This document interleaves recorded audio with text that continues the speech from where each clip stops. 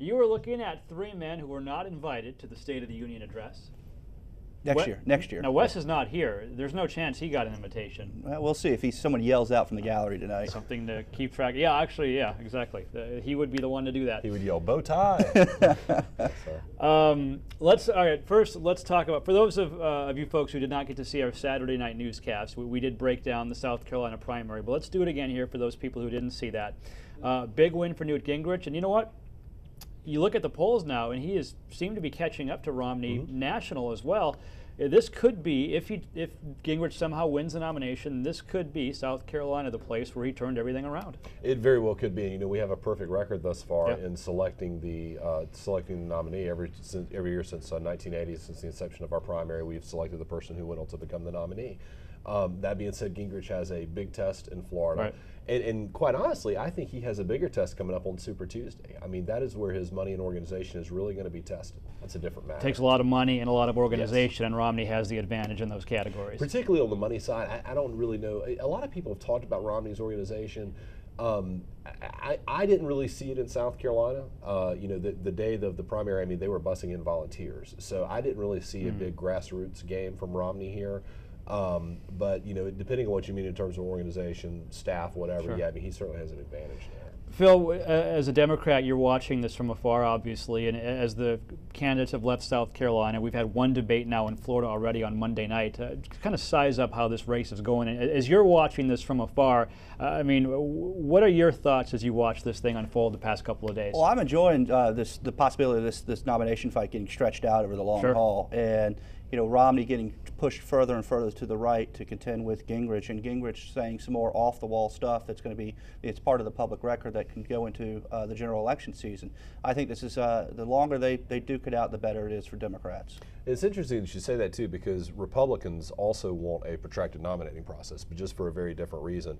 You know, we want our candidates in some ways to kind of, you know, beat the heck out of each other right now. Let's get any vulnerabilities out there now. Let's have them vetted, dealt with, so that they won't become a liability in the general election. And right now they're well on track to say some more things in the public that are true liabilities for the general election. Well, but I mean, you go back to like Bain, for instance. You know, Bain was something that that Romney was attacked on here in the primary, and granted, there is a little bit different dynamic with primary voters versus general election voters, but I think the fact that he has already been attacked on that and dealt with it, that attack will be blunted somewhat for the general election. We'll see. There is some news going on in our state right now. Governor Nikki Haley comes out, and also House Republicans are setting something up as well, some anti-union legislation. Now, this is not a surprise, and from reading some comments from Democrats, specifically Representative Gilda Cobb-Hunter, she's wondering, we already have strong enough anti-union laws. It's already a right-to-work state. We're wasting our time. There are more important things to talk about. I mean, we are a strong right-to-work state. It's part of our heritage. Less than 3% of employees in South Carolina are dues-paying members to unions. It's, you know, what we're seeing today is politics of distraction. It's a solution we're looking for a problem. Governor Haley's point is that this Boeing lawsuit was kind of one of the driving forces behind this, because you know, she's saying, even though we already have these, this was kind of a wake-up call that people are going to come after us, and so we need maybe stronger laws, or we just need to reinforce it. Is that how you see it? Sure. I mean, and look, we do have some of the strongest right-to-work laws in the nations. I mean, you know, my understanding of the legislation is that it makes a couple of those points a little bit stronger. If Democrats are for right-to-work, they shouldn't have any problem with this legislation. And I agree with the governor that, you know, when you look at what happened with the Boeing, it really kind of sent a shot across our bow in terms of, you know, wait a second, you know, if unions can wield power in South Carolina from afar in terms of, you know, trying to blackmail Boeing into not expanding here, what's next? Is that a strong enough justification for the press conference today and the legislation in the House, Bill? No, I mean, the justification for the press conference today was to change the subject from Governor Haley's disastrous defeat that she had with Romney on Saturday, and to distract people from her abysmal poll numbers.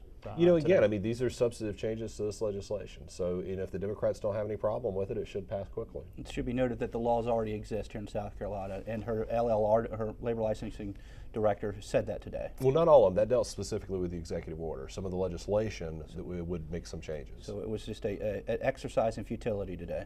All right, well, one thing that's not an exercise in futility is pub politics. Pub Politics, the pub version, this week? This week we're going to be joining the South Carolina Hospital Association for their annual meeting and doing the show from there, and we're still working on a guest, but it'll be Thursday evening. Folks can tune in live at pubpoliticslive.com. That is the website to see these guys. Joel Sawyer, once again, thank you very much for filling in for Wes. Phil, as always, thank you very much. We appreciate your insight. We'll see these guys next week. Right now, back to you.